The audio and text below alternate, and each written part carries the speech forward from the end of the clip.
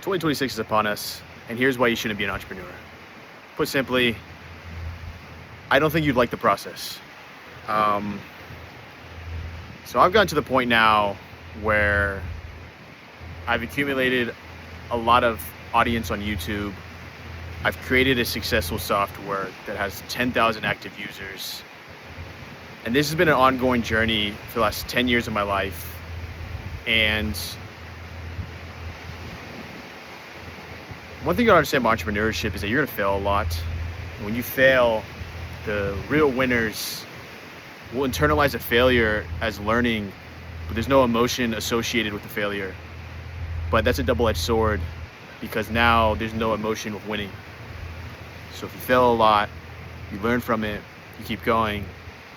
You win a lot, you learn from it, you keep going. But the emotion associated with, while it's a big win, it's just not there. If you genuinely want to start business or be an entrepreneur, there's a lot of like hustle culture or videos on the internet, like waking up at 5 a.m., not stopping work until 11 p.m. Weekends don't exist. Holidays don't exist. Like, this mentality is actually real. Now, some people might preach it but not actually practice it. But depending on your stage in life and what season in life you're in, I'm 26, and I've definitely been in the season of actually executing at that level where I'm waking up at 6 and I'm not stopped working until 10 p.m. Weekends aren't even a thing. Like, Saturday, Sunday is the same as Tuesday and Wednesday. It's not a joke. And obviously there's seasons in life, but what I'm trying to tell you right now is that being an entrepreneur is not it's not as simple as like, I want to be a chef. Even though being a chef's really hard, it requires you to mentally be built a little off, because you will work odd hours, you will constantly do things and expect nothing in return. I've been building businesses since I was 12. At those times, selling golf balls or coding an app. When you're young, it's creative pleasure, and I try to maintain that with my entrepreneurial journey now, with it being creative pleasure, where I genuinely only do things that I think I personally want to do when it comes to creativity, whether that's creating a software for AI thumbnails or creating a whole script when I traveled Asia for 4 months. But what I'm trying to say is that the journey of an entrepreneur, you're not going to get paid. You're not going to make any money for years. And I've reached a point now where I am getting paid. And what I'm trying to tell you is that it's not a get rich quick scheme. So if you're like, 2026, I want to start a business, get ready. You're not going to get paid anything real for maybe 3 to 5 years. And some of y'all might be like, I'm gonna be different. I'm gonna be faster. That's fine. I encourage it. I've seen tweets, I've seen messages from people that are like, Corbin, I tried out this thing for 3 months and it didn't work. Anyone that has real world business experience or entrepreneurship experience, if they read that, you tried it for 3 months and it didn't work, that's a joke. Try doing it for 3 years and it not working. That's the kind of crazy mentality you have to have if you actually want to go down this road. I put $500 into paid ad marketing and my app won't blow up. My software won't blow up. You put just $500 into paid marketing, just 500, that's nothing. Take out a loan, raise money. Like, this is why I'm telling you not to go down this route, because what you'll realize is that, and what I've come to realize after doing this for so long now and finally reaching the point of like, whoa, it actually works. This is not a get rich quick scheme.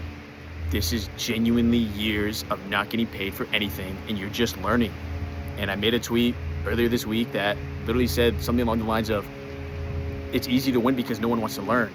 And this is true. And you could respond to this in the replies like, Corbin, I want to learn. Prove it. Because what you'll realize when you get to my stage, and I'm nowhere near everyone else in this market, right? Like, what I'm trying to tell you is that even at my stage where I'm at right now, I'm looking around, I'm looking left, I'm looking right. There's no one here. And anyone that is here, we're talking a handful of people, just a handful. Enough people where it doesn't even require a stadium to fill it up. It requires a room. And what I'm telling you is that the people that reach the next level, you will realize you're at such a significant advantage because you're actually willing to sit down and learn. As dumb as that sounds, I think the last time I was in this, how do I say this? I went to UC Berkeley as a Regents Scholar, and in a school environment, especially a high pressure environment like that, and growing up in a high pressure environment, you are surrounded by high performing individuals where they prioritize learning and prioritize success. And this was the bubble I was in. But as soon as I left college, you will soon realize this pressure cooker, and it honestly makes sense why a lot of tech companies and why a lot of companies like sourcing people from college, is because they haven't lost the one thing that makes them powerful, which is they are open to learning. Once you leave college and you leave this environment that in a way is really beneficial because it makes you want to learn, right?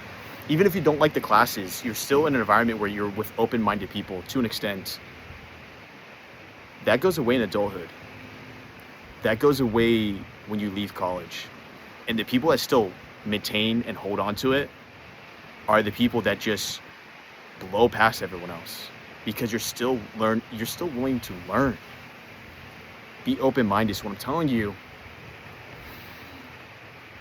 when you learned in college, were you getting paid? No. When you learned in high school, were you getting paid? No. I mean, unless you're a sports athlete in college. Shout out to y'all. I know y'all are making a bag right now with the new laws that are around that. It wasn't always like that. But that mentality of learning without getting paid is actually extremely valuable. And that's what makes a really good entrepreneur, is you will have to do hours of hours, weeks on weeks, years on years of just learning. You're not getting paid, no money. People don't understand that. People think it's like you start a business in 2 weeks and now you're making money. No. And I'm telling you right now, if you're starting in 2026 and you're like, Corbin, I want to build a business, or I have a lot of creativity and I want to execute, you got two options. Your first option, you're gonna have to put down years. No one's gonna care what you're doing. You're gonna build in silence. You potentially can create some type of presence with your marketing, whatever, but it's gonna take years. Your second option is that you need to find someone else that is like-minded like you, that maybe is already a couple years ahead, that can give you the leg up to do XYZ. Those are your two routes. Either you do it yourself or you get your leg up. Nothing in between. And if you go the route of doing it yourself, I think it's one of the most beneficial journeys you can go in your entire life, because by the time you make it, one, everyone thinks it's just luck.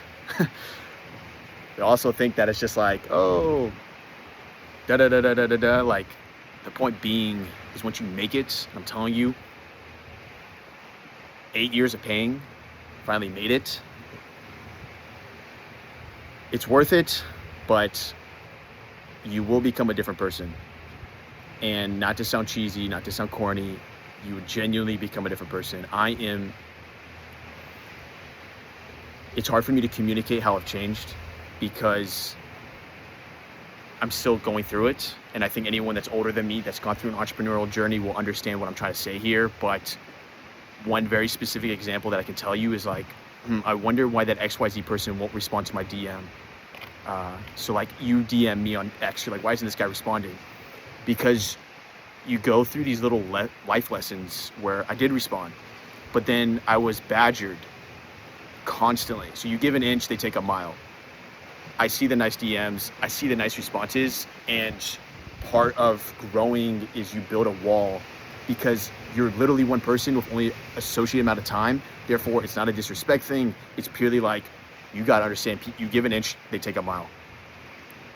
And these are the different types of resiliencies you build, especially in entrepreneurship, or one that you'll definitely build, that you'll be like, well, I really undervalued this long term, was your time. Time is, that's it. There are people that are 80 years old right now, 90 years old, that would literally switch with me. They would switch with me because they're like, this guy's 26. They don't care about anything else. Time, man. Time's it. Until they create some type of AI where you can just upload your brain, like, are we doing that? I don't know. But the point is,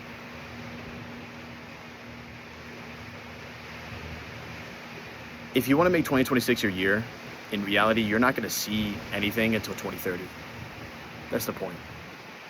So what I'm telling you is that either take that deal, or pivot and find something else that maybe you can achieve what you're looking for faster. In reality, to live comfortably, you just need to make 2,000 USD a month. If you don't agree with me, move states, move countries.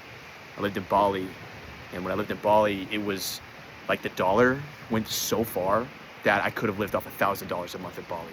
Point being, I don't know what your goal is. I don't know what you're trying to achieve. Some of you are just trying to achieve freedom. To achieve freedom, what's your bare minimum cost? Achieve it and execute. That's 2026, y'all. We're about to enter it, and this is kind of a warning. Or maybe some of y'all are like, I knew this, but keep this in mind, as this journey's long.